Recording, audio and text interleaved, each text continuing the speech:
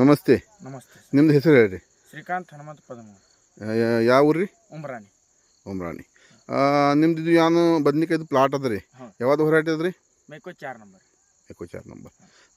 ನಾ ಇಲ್ಲಿ ಬರೋಕ್ಕಿಂತ ಪೈಲೆ ಅಂದ್ರೆ ನಿಮ್ಮದು ಟ್ರೀಟ್ಮೆಂಟ್ ಯಾನ್ ಶ್ರೀ ಗಣೇಶ್ ಕೃಷಿ ಕೇಂದ್ರ ಮಂದ್ರೂಪ್ ಅಲ್ಲಿ ನಡೆದ ನಿಮ್ಮದು. ಅದು ಟ್ರೀಟ್ಮೆಂಟ್ ಮಾಡೋಕ್ಕಿಂತ ಪೈಲೆ ಯಾನ್ ಕಂಡೀಷನ್ ಇತ್ತು ರೀ?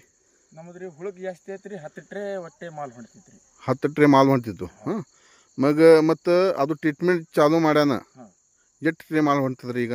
20 ಟ್ರೇ ಮಾಲ್ ಹೊಂಟ್ತದ ರೀ. 2 ಟ್ರೇ ಹುಳುಕ್ ಹೊಂಟ್ತದ ರೀ.